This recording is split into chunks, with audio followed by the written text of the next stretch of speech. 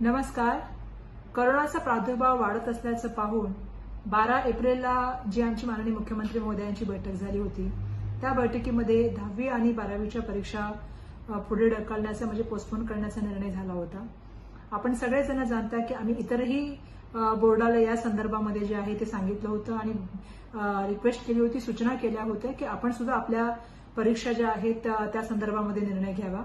त्याप्रमाणे राष्ट्रीय आणि आंतरराष्ट्रीय बोर्डाच्या माध्यमातून निर्णय घेण्यात आला की 10वीच्या परीक्षा ज्या आहेत त्या कॅन्सल करण्यात याव्या आणि 12वीच्या परीक्षा नेहमीप्रमाणे घेण्यात येण्यासंदर्भामधला आणि पोस्टपोन करण्यासंदर्भामधला निर्णय घेण्यात आला.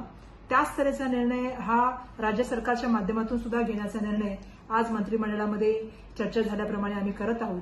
आज शालेय शिक्षण विभागाच्या माध्यमातून आम्ही निर्णय घेत आहोत की 10वीचे जे विद्यार्थी आहेत त्या विद्यार्थ्यांची परीक्षा जी आहे ती रद्द करून त्या विद्यार्थ्यांना जे आहे ते इंटरनल असेसमेंट करून त्यांची जे आहे ते त्या संदर्भामध्ये कसं पुढे गेलं पाहिजे या संदर्भामध्ये आम्ही चर्चा करू आणि त्या संदर्भामधला निर्णय लवकरच जाहीर करू.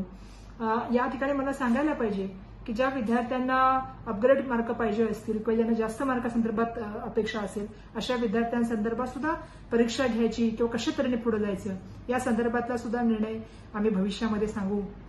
परंतु सर्व बोर्डामध्ये, सर्व मंडळाच्या बोर्डामध्ये समानता असावी आणि जसं प्रत्येक बोर्डाने हा निर्णय घेतला त्याचप्रमाणे शालेय शिक्षण विभागाच्या माध्यमातून सुद्धा आज आम्ही हा निर्णय घेत आहोत की 10वीच्या परीक्षा रद्द करून त्या संदर्भामध्ये कशा तऱ्हेने आम्ही या मुलांना असेसमेंट करायचं किंवा काय करायचं या संदर्भामध्ये निर्णय येणाऱ्या काळामध्ये आपल्यासमोर येऊन सांगू.